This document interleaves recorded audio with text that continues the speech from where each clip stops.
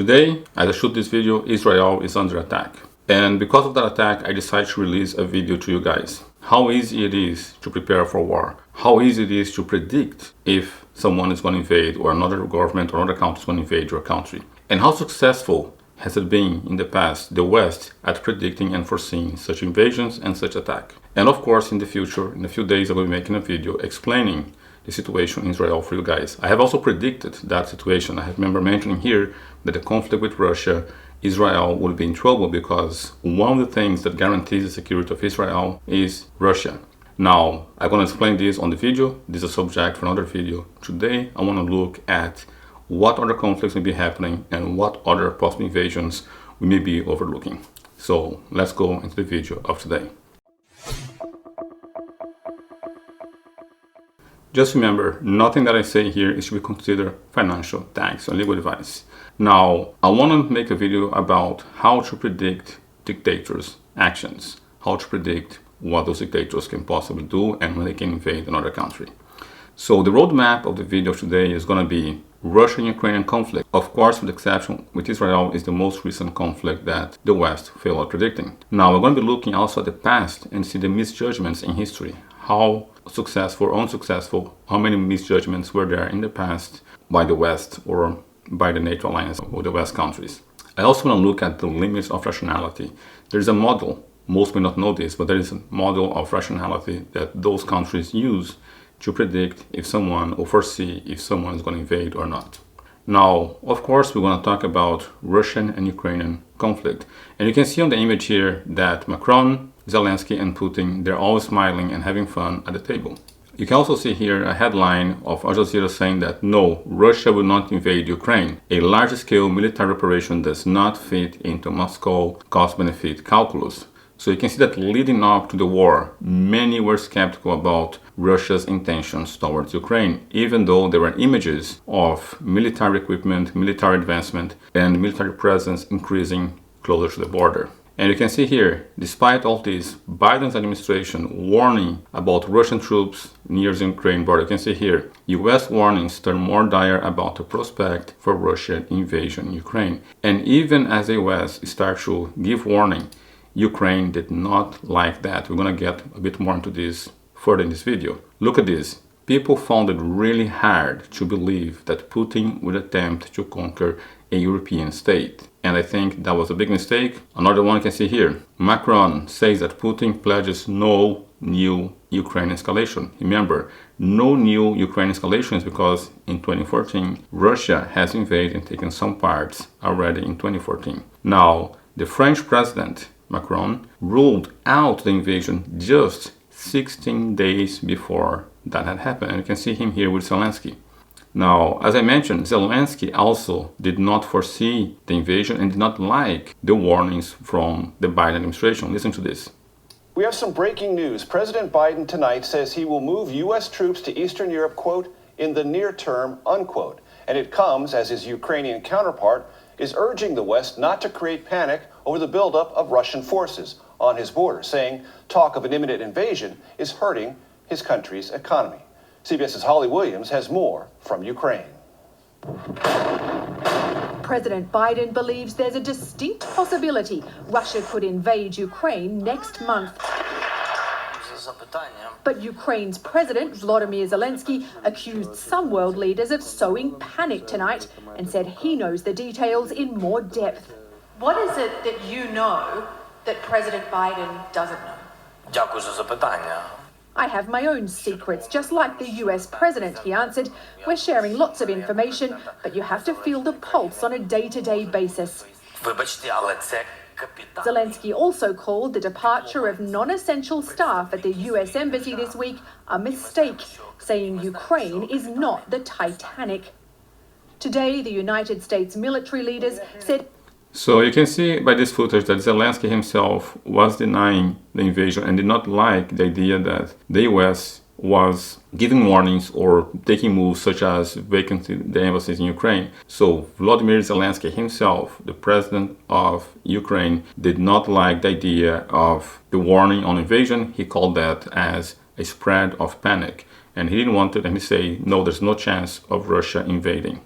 And you can see here, the West was not able to foresee so much. Look at this. Special forces evacuate German spy chief from Ukraine, Focus magazine. The Jammers were so sure that Russia would not attack that their intelligence chief was in Kiev when the war started. So the West was not able to foresee this. Now, I have been talking about the possibility of the invasion and conflict since 2018. And of course, no one likes to hear what I have to say. And now in this channel, I have also been talking about other possible invasions, such as China going to Taiwan. I have mentioned briefly the situation with Israel, which is happening as I shoot this video. But of course, if you talk about this, you're faced with criticism and people think you are rooting for war. One thing I want to make sure here, I'm not rooting for an escalation of war. I'm not rooting for a possibility of nuclear war. I'm not rooting for those things. Neither did I root for Russian invasion of Ukraine. But I could see that was going to happen. I'm looking at signals and I'm trying to see what's going to happen. The same way I'm not rooting for an escalation of the conflict between North Korea and South Korea. But I believe will happen within our lifetimes. So, of course, people don't like to hear this. And of course, I'm not saying this to say, I told you so. I just think we need to use different models and we need to look at things rationally. Look at evidence without an emotional attachment to the information. Now, let's look at other misjudgments in history because Ukraine was not the only one. We can see here in 1962, and that's one of my favorite ones. In 1962, Americans could not foresee the USSR placing nuclear weapons in Cuba. The Russians have put nuclear weapons in Cuba. Their plan was not good, but they did it. And what I found incredible is that it was a disastrous plan from the Soviet Union at the time. And the US could not foresee it. Imagine this, ships went with nuclear weapons, they have placed nuclear weapons, they construct things in Cuba, and took almost a year for the US government to realize something was happening. You can see here, quite to the contrary, however, the United States failed to detect a secret operation to install Soviet nuclear missiles in Cuba for nearly 6 months. Depends on how you measure, 6 months. The medium-range ballistic missiles were actually in Cuba 5 weeks before the US intelligence discovered them. Yes, they talk about 6 months, which is also fine, but the planning and the whole thing took much longer and took longer for them to foresee it. They saw it by an airplane that flew really high and started to take pictures of different activities in Cuba. The point is, they could not foresee it. Now, another misjudgment. In 1973, Israel dismissed warnings of Egypt's attack in Sinai. Look at this.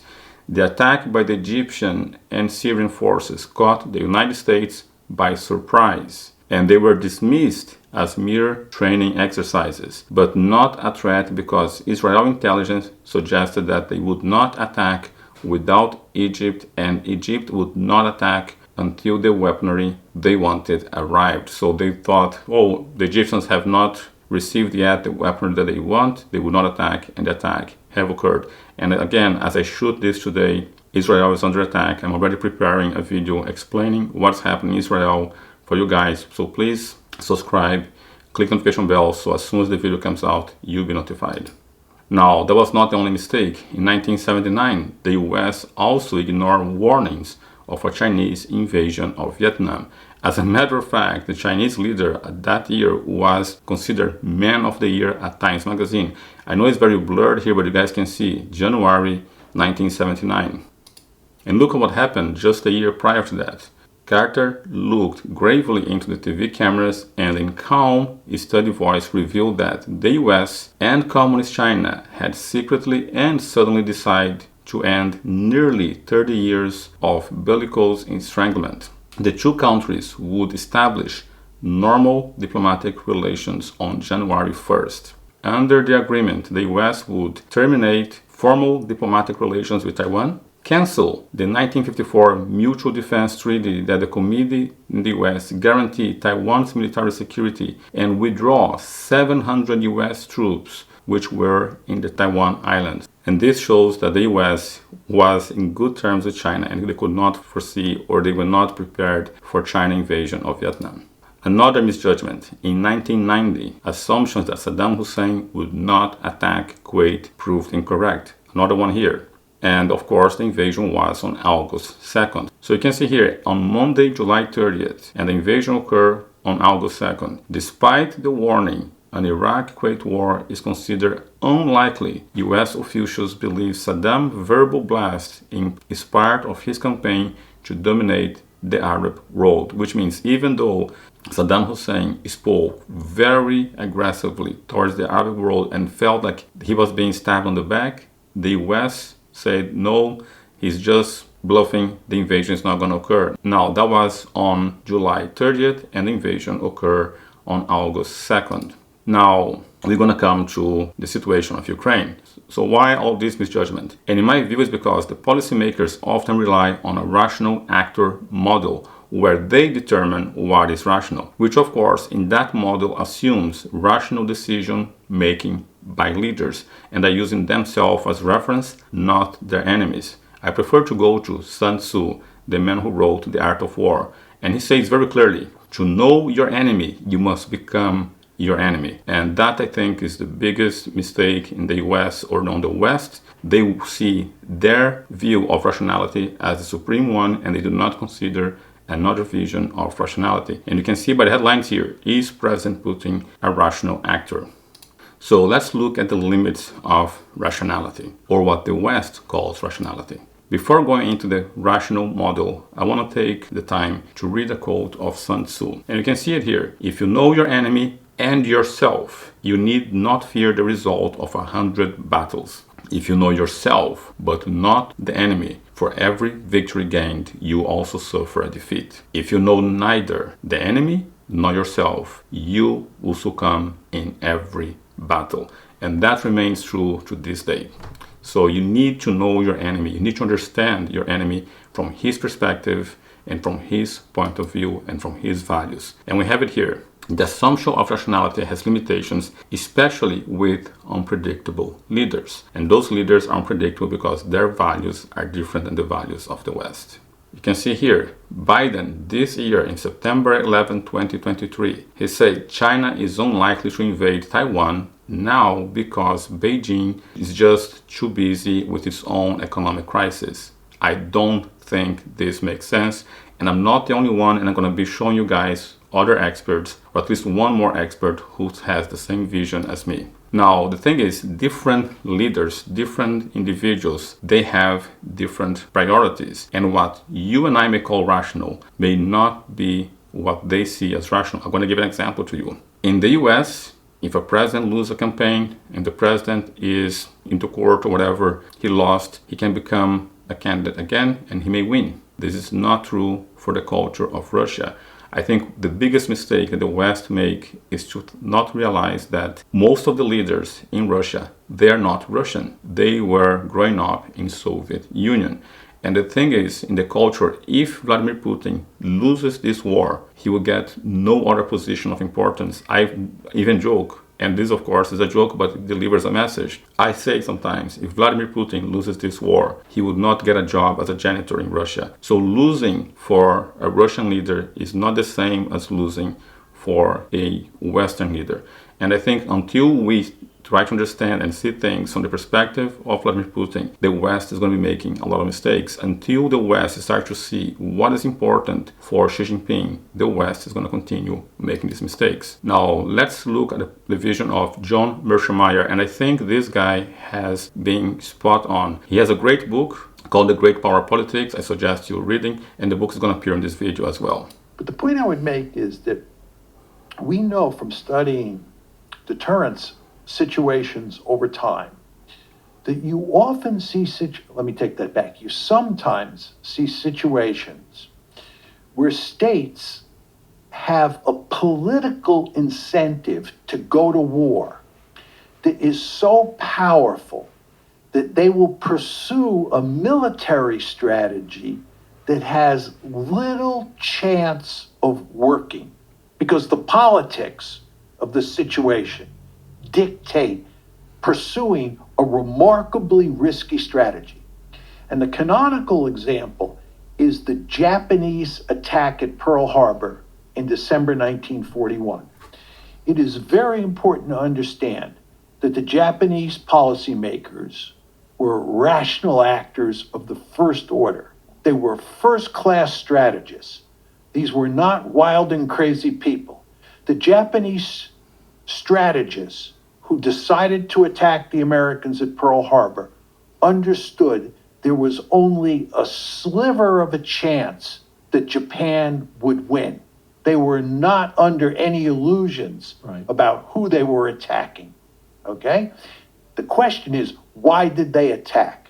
Why did a country that had 1/10 the gross national product of the United States attack the United States? In fact, they didn't want to attack the United States. They were trying everything they could to avoid an attack, but they attacked. And the question is why? And the answer is the politics. And the fact is, the United States was strangling the Japanese economy. We had cut off scrap iron exports to Japan in 1940, and we'd cut off oil in 1941. And the Japanese were being strangled. And they tried to end those embargoes, and the United States refused to end the embargoes. They were doing everything they could to avoid war. But in the end, they thought that their survival was at stake, and they had no choice. So even though there was only a small chance, a sliver of a chance, they would win militarily, they attacked. So when you fast forward to the present situation involving Taiwan, you can imagine situations, for example, where the Taiwanese government declares independence, knowing the Americans will protect them. And the Chinese say, this is unacceptable. We may suffer enormous costs. We may even lose in the short term. But this is unacceptable, and we are launching the boats. So I agree with his point, and I have learned a lot from reading his books. I have read the book, The Tragedy of the Great Power Politics. I have also made a video where I explain very briefly the theory of his book. And the video is Why Countries Go to War. So if you are interested, and if you would like to know more about him, get the books, read the books, but also watch the video where I briefly explain the whole theory of the great power politics on a video called Why Countries Go to War. Now, I agree with him that there is a very non-negligible possibility that China will attack Taiwan. I have mentioned this in several videos. I think Xi Jinping has the plan to go and get Taiwan, but I think that plan may be fast-tracked by the actions of the West. At least that's my view. If you don't agree with me, it's fine. Let me know in the comments below and we can have a discussion. Now, we can see here that the actions of the West is increasing tensions on Asia. You can see here, North Korea amends constitution to boast nuclear power status and calls the US an ally worst threat. Now, another thing is Russia is the largest manufacturer of nuclear power and nuclear capacity. And as the US sanction Russia, Russia may be looking for different people or different clients to buy their products. They will sell what they produce, whether the US likes it or not. So most wars, and I have said this many times here in this channel, most wars go currency wars, trade wars, which are sanctions or embargoes, and then bloody wars. And you can see on the example of Mearsheimer, where he explains that sanctions, trade war on Japan, is what triggered Japan to attack Pearl Harbor, according to his view, and I agree with him. So in times of crisis, leaders may become more reckless, and emotions can shape their perceptions of threats. I'm talking specifically about sanctions, which increase crisis and put the leaders in a position where they have to hold face with their population. I'm not endorsing, nor am I condoning this behavior. I'm just saying that this is what tends to happen, or this is a possibility that may happen. So emotions can have different effects on the same leader at different times. We have seen Zelensky, in my view, and according to other people in the West, acting in ways that are not grateful. And you can see here, The Hill and a few other medias have reported that, and then he has to calm down and change his tone. Now, my view is no model of rationality can reliably predict a leader's true motivation. And I explained that on the video, Why Countries Go to War. It is impossible to know the intentions of another nation, no matter what model you make. I, for one, I use money as a form of prediction.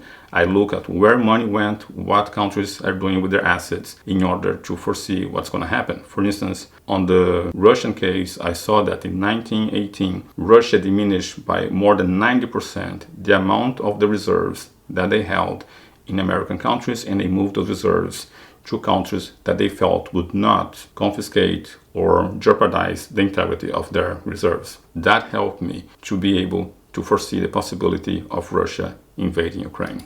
Now, it's important to understand with all this that authoritarian regimes are particularly prone to make unpredictable decisions because the West fails to realize that there's a different culture and there's a different set of values on those particular authoritarian regimes. And we have here North Korea leader and of course Vladimir Putin. So I hope that with this video you see how important it is to explore things from your enemy's viewpoint. That to me is the most crucial aspect to consider, to foresee, and to prepare for a conflict.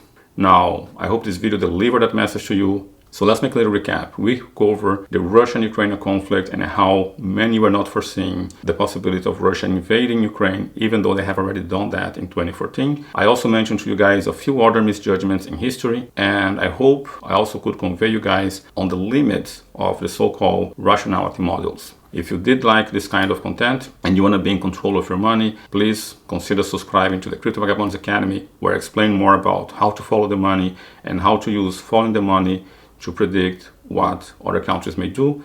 So remember, I'm preparing a video on the conflict on Israel, which is happening yesterday if you're watching this video on the day that I launched, but it's happening today as I shoot the video. So if you do like this kind of content and you want to find out more about the situation in Israel, please like, subscribe, click the notification bell, and I see you guys on the next video.